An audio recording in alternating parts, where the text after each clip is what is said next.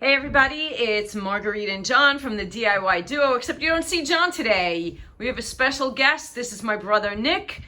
I told you that we come from a long line of do-it-yourselfers on both sides of the family. And when he came to see what we were about to do with the wall here, and he heard that I was going to use whatever structure light I had left in the basement, he had a better idea and he wanted to come over and he wanted to help. So Nick, tell us and everybody that's listening why you don't want to use structure light. You prefer to use plaster. Well, as you can see, this is an old house, pre-war, and there was no such thing as drywall construction when this home was made. You had the carpenters come in, they put up the studs, then the people came, they put in the wood lath, they put in the structural light. You can see that this is gray, and they put a finish coat of plaster up. Now, being that this thing is sound, there's no reason to use the structural light again. So we'll use the plaster of Paris. It'll set quick, it'll dry with minimal shrinkage, and then we'll just mix a little plaster and compound, fill in this all in these voids and feather in the edges, and it'll be as good as new. And for like you see over here, Hold on, I gotta move the camera around with you. there is no reason to use the plaster here because the plaster is already sound. We'll just mix some plaster and compound, and we'll break this wall even and smooth. As you can see, the structural light here is still solid, and you can see the white plaster.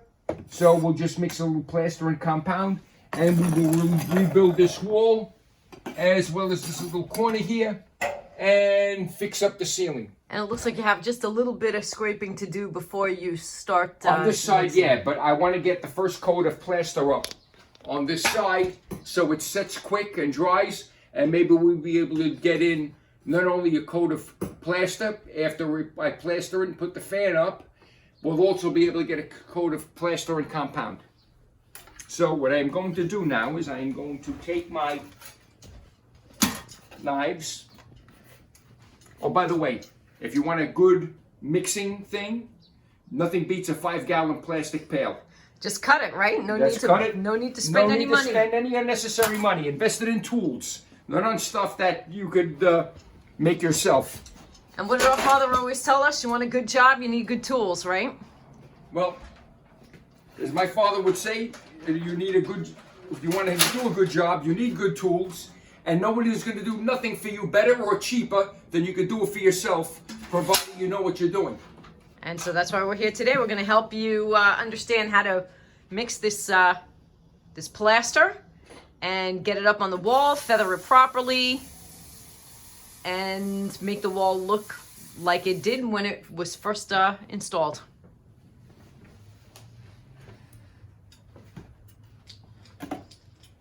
So is there sort of a mix ratio you're using there, Nick, with the plaster and the water, or you just kind of do it by feel? One thing is, plaster, it sets quick. The more you play with it, the quicker it sets, and it'll just dry up before you get a chance to use it. So the trick is to let the plaster mix itself. We're going to create a little channel here, and we're going to put in a little bit of water at a time. So really no stirring, huh? Nope. We're going to let the plaster mix itself. The more you mix it, the quicker it sets.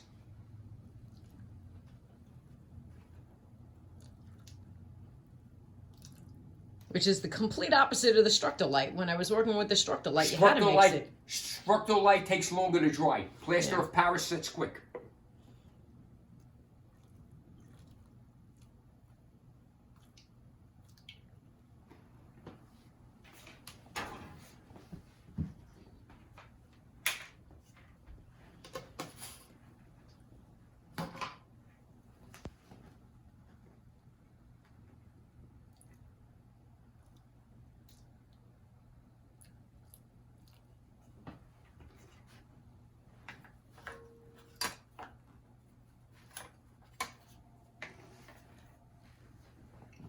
See, we're going to let this mix itself. And so you're really just eyeballing it. It has to look like what? When it's mixed No, it's correctly. When I put it up on the trowel and with the knife, it's going to mix. Also, you could also take. Last night we thoroughly scraped this and we vacuumed it with the shop vac. But if you want, you can take a little water. Hold on. We have to go and follow you so that everybody can see what you're doing. Just throw a little bit of water up there. Even though it's not necessary, because the most important thing is we want to get these edges filled. Once we get the edges filled, everything else will take care of itself. And you can see as I put the water up here, sprinkling a little bit at a time, It absorbs right in. It goes right in because the structolite is very porous. In fact, if you go into some older buildings, you'll find that they would use anything to expand the mix. You might find coal ashes, you might find horsehair, because it was all behind the wall. Interesting.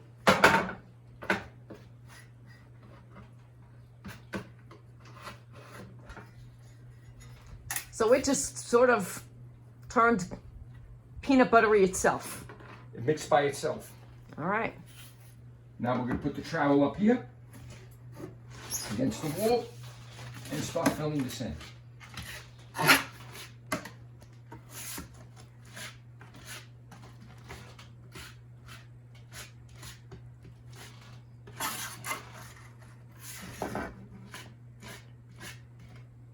So we should say make sure you put something on the floor just to cover any drips, spills. Oh yeah, painting 101, always cover the floor. And don't be nervous that it does drip and spill. That is... Collateral damage. It is just common. Don't think you're doing anything wrong. You're not. It's just what happens. Part of the process.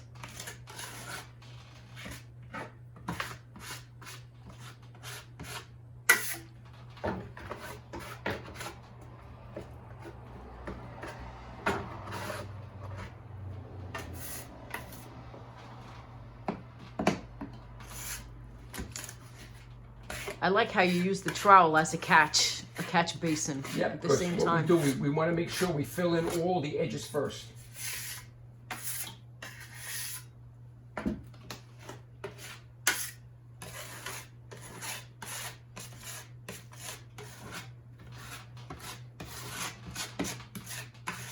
Any thoughts on the sizes of trowel?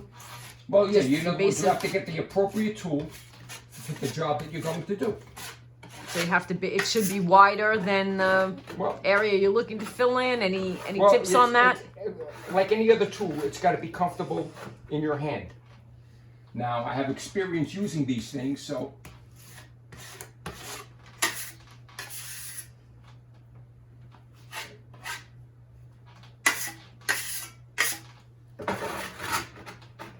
And once you get a chance to use them, you know how to use these angles properly. Any advice for someone trying it for the first time? Practice makes perfect. So don't get all caught up on how beautiful your first job is. Just make sure everything gets covered. Is covered. And let's face it, in these old houses, the walls were never perfect anyway. That's correct. There is no such thing as a straight wall, a straight ceiling, or a straight floor. And like with many things, everything settles with age.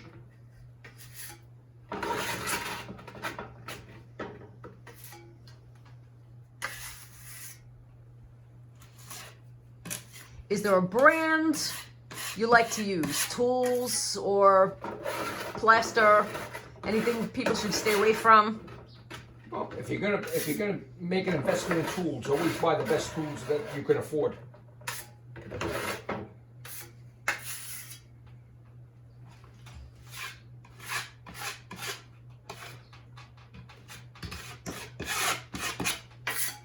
As you can see, nothing dried, no waste. Wait, they can't see. You gotta hold it up higher. There you go. No, nothing dried, no waste. All right. So. All right, and it looks like you just have to do another small mixture to fill in the rest. Yeah, and then we can put the small fan on it, and this will dry by itself. It sets quick. All right. All right, we'll come back in a moment.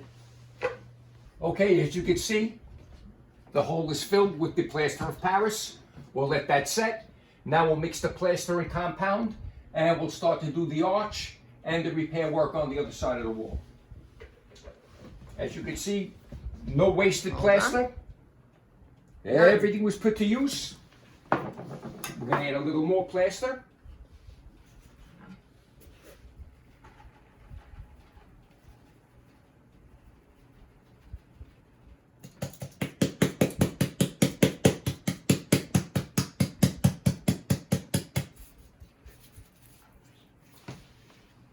So really your tip when it comes to the plaster is add water a little bit at a time. Right? Let the plaster mix itself to the consistency that you want. The more you play with it, the more you stir it, the quicker it's going to set in your hand. But the consistency you want is like a peanut butter consistency, correct? Well, everything is applicable to the job that you're doing. Over there, we wanted to fill in all of those voids where the old plaster met the structolite. As you can see, we filled in the edges first, and then we concentrated on the center. Right, but for someone who's doing this for the first time, they need to understand what kind of consistency are they going for. So Yeah, that's why I'm asking you that question. Yeah, you would like a nice creamy mix. But now what you're doing is you're mixing it with the compound because you're able to now create the smooth feathering. Yes, because we don't have the structolite. We have to, the plaster over there is sound. It's just where the water infiltration bubbled it off the wall. And what you're doing now is you're going to make it a very smooth transition. Exactly. So then we can paint, and no one would ever be the wiser. See, years ago, what they used to use spackle, and that was almost like plaster, but it didn't set quick, but it took forever to dry. Once they came out with the joint compound, if you mix the plaster with the joint compound to the consistency that you need it for whatever you're doing, it works fantastic. So you have the flexibility of the joint compound and the strength of the plaster, which dries really, really hard.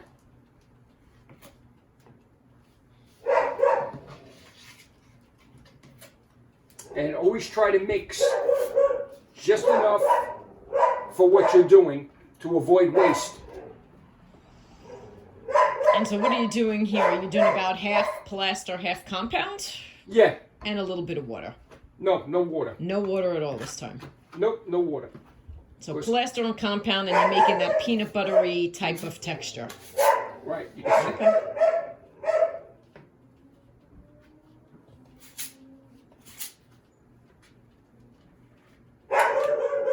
And one thing about this stuff, it looks like you got so much, and when you start using it, depending on how deep the hole is and the job you're doing, you'll find it goes a lot quicker than you thought. All right, and we have our dueling dog contest here. So our dog is speaking to the next door neighbor's dog, in case that's coming through and you can all hear it. Oh, by the way, there are two types of knives you could use. This is a stiff knife. This is a softer one. We wanted to use the stiff knife up there to work that stuff and really mush it into the joints of where the old wall met the structolite. But over here, we could use a little bit more of a flexible knife because we want to use it for the contour of the arch where this doesn't move as much. Makes sense. So we're waiting now for what you just did to dry. You're moving on to the arch area, and you're just filling in all of that damage that we scraped out.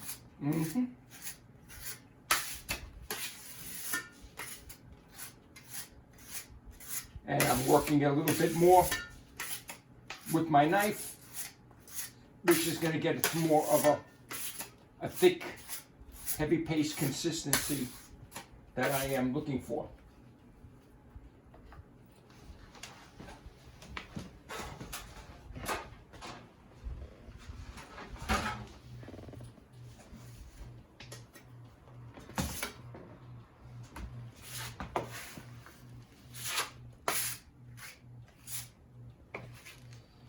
And I'll just go up so everyone can understand what we're talking about when we say arch. This is just one of those nice little architectural details that came with the house, but makes it a little bit of a pain in the you-know-what when something happens and you need to work on it. And then you're going over to just the other part of the arch and the other side of the wall where there's also the damage. So you'll be covering all of this, and then you'll be doing what, Nikki? Putting a fan on it to help it dry faster? All right. Now, as you can see, we want to get a nice sharp corner here. So we got this going a little over. Once this dries, we'll be able to break it smooth with the knife, sandpaper it smooth, so we'll have a nice texture.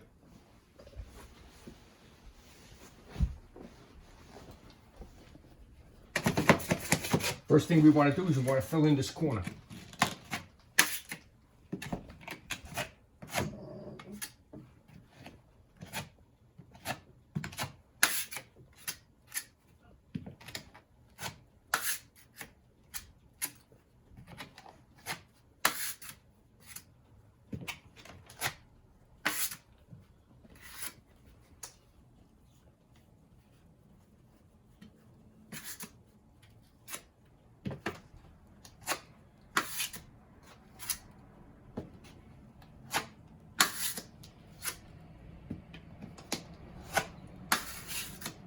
Now, after we've done that, we'll just take a little on the corner. And then you travel up. Travel up, and we get a nice, sharp, straight and sharp corner. edge. Nice.